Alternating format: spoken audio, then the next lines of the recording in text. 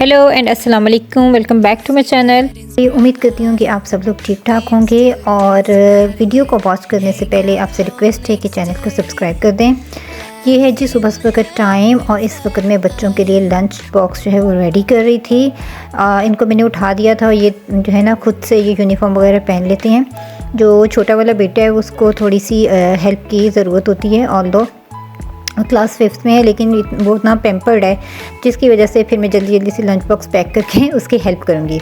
तो यहाँ पे मैंने इसके लिए सैंडविच बना लिया था। बर्गर पैटी मेरे पास था तो बर्गर नहीं था, तो मैंने ब्रेड की स्लाइस के अंदर ही ना हल्की सी मायोनीज़ लगाई और उसके अंदर ये मैंने ना पैटी रख के इसको रेडी कर लिया। और छोटा वाला जो था उसको आज अपनी पॉकेट मनी जो थी वो यूज़ करनी थी, तो उसको लाइट सा लंच चाहिए था। यहाँ पर योगर्ट जो था मैंने रात को जाग लगाई हुई थी तो वो भी जो था बन चुका हुआ था और इसको मैं ना आधे घंटे के लिए 1 घंटे के लिए फ्रीज़र में रखूँगी ताकि अच्छे तरीके से सेटल हो जाए। तो इसको ना मैंने माइक्रोवेव में रख दिया था क्योंकि सर्दी थी, तो फिर मैंने माइक्रोवेव की लाइट भी अंदर से ऑन कर दी थी। तो बस ये बच्चों को ना मैंने स्कूल इस तरीके से भेज दिया था और उसके बाद दोबारा किचन में आई थी तो ये कुछ चीज़ें ना खुली हुई पड़ी हुई थी, तो इनको मैंने इस तरीके से बॉटल में डाल लिया क्योंकि मुझे पैकेट्स के अंदर चीज़ों को इतनी ज़्यादा अच्छी नहीं लगती। उसके बाद ये कंटेनर्स जो थे इसमें शुगर और टी के जो थे इनको भी रीफ़िल करना था, ये ख़त्म हो गई थी। तो फिर मैंने सोचा कि रीफ़िल करने से पहले मैं इसकी डीप क्लीनिंग कर लूँ। और एक टूथब्रश जो है ये मैंने रखा हुआ है इसी क्लीनिंग पर्पज़ के लिए।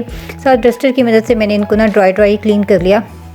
ऐसा मैंने इनको वॉश नहीं किया क्योंकि फिर वॉश करके ड्राई करना थोड़ा सा लंबा प्रोसीजर था। तो वैसे भी इतने ज़्यादा गंदे नहीं थे, तो मैंने जो था इनको साफ़ करके और इस तरीके से एक में टी फिल कर ली और एक में ना मैंने शुगर फिल कर ली।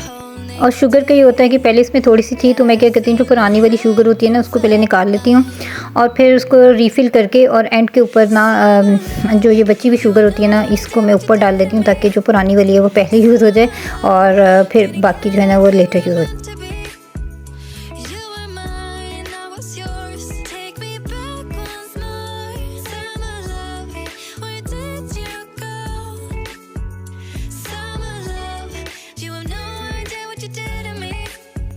अच्छा, इस सब के साथ ना मैंने एक शेख शादी की हिकायत पढ़ी थी जो कि बड़ी मुझे मज़े की और इंटरेस्टिंग भी लगी, तो मैं आपके साथ शेयर करती हूँ। आप कमेंट्स में मुझे बताइएगा कि आपके क्या व्यूज़ हैं इस बारे में। एक ना नौजवान होता है तो उसकी बीवी बड़ी बददिमाग और बदमिजाज, चिड़चिड़ी और ख़ुद से होती है। वो किसी को खातिर में नहीं लाती थी और अपने नौजवान शोहर को तो बिल्कुल भी बुद्धू समझती थी और उसका ख्याल नहीं रखती थी। और जबकि उसका जो खावन था वो भी कुछ कम नहीं था, वो उसको चुड़ैल से कम नहीं समझता था, जिसकी वजह से उन दोनों की ज़िंदगी जो थी ना बस बहुत ही बुरी गुजर रही थी और आप समझ लें कि दोनों की ज़िंदगी एक दूसरे के लिए हराम हुई हुई थी।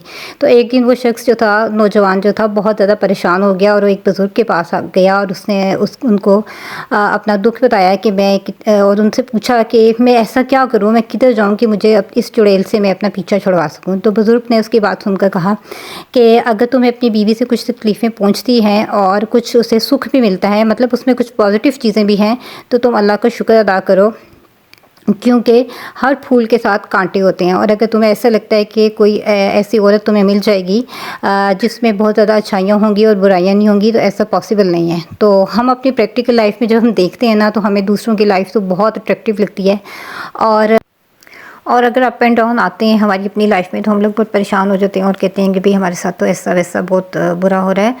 हालांकि हमें जो है ना अपने आप को मेंटली जो है मैच्योर करना चाहिए और मेंटली हम लोगों को अपने आप को स्ट्रॉन्ग करना चाहिए। और एक बात सब लोगों को जो है मैं तो ये कहूँगी कि पल्लू से बांध करके रख लेनी चाहिए कि इस दुनिया में कोई भी ऐसा शख्स नहीं है और ना ही ये अल्लाह ताला ने लाइफ का कोई ऐसा फॉर्मेट बनाया है जिसमें लाइफ एक पैटर्न पे चले। यानी कि आप दुनिया में किसी भी शख्स को उठा के देख लें और किसी भी एज के बंदे को उठा के देख लें, आप देखेंगे लाइफ में फेजेज़ आते हैं। कोई भी लाइफ एक ट्रैक पे नहीं चल रही और हमारी लाइफ में सिर्फ 2 ही फेजेज़ हैं। ये होता है कि एक खुशी का फ़ेज़ है और एक गम का फ़ेज़ है, एक अच्छाई का फ़ेज़ है और एक बुराई का फ़ेज़ है। तो ये फेजेज़ और ये मोड्स जो हैं ये चेंज होने ही होने हैं। अगर आप 10 साल अच्छे रह रहे हैं तो आपके लिए कोई ऐसे दुख के लम्हात आएंगे और इसमें भी बहुत ज़्यादा विज़डम है, बहुत ही ज़्यादा विज़डम है अल्लाह ताला की कि हम जो है अगर एक तरह का काम अगर हम करते रहें तो उसकी वैल्यू ख़त्म हो जाती है। अगर आप इस बात को एक्सेप्ट कर लेते हैं कि हमारी ज़िंदगी में सिर्फ 2 ही मोड्स हैं, या हमारे लिए खुशी आएगी या हमें गम मिलेगा, इसके अलावा तीसरा तो कोई मोड नहीं है। अगर आपको कोई तीसरा मोड पता है तो प्लीज़ मुझे भी बताइएगा। अच्छा, इन मोड को अपने एक्सेप्ट करने के बाद फ़ीमेल्स को स्पेशली आपको मेंटली स्ट्रॉन्ग खुद भी हों और अपनी बच्चियों को भी मेंटली स्ट्रॉन्ग करें। मुझे लगता है कि ज़िंदगी में अगर आप मेंटली स्ट्रॉन्ग होते हैं तो आप हर तरह के सर्कमस्टेंसेस को फेस कर लेते हैं। प्रॉब्लम तभी आती है जब हम मेंटली स्ट्रॉन्ग नहीं होते। तो ये था जी आज का व्लॉग। उम्मीद करती हूँ आपको पसंद आएगा। चैनल को प्लीज़ सब्सक्राइब कर दें। अपना और अपनी फैमिली का ख्याल रखिएगा। मिलते हैं एक नई वीडियो।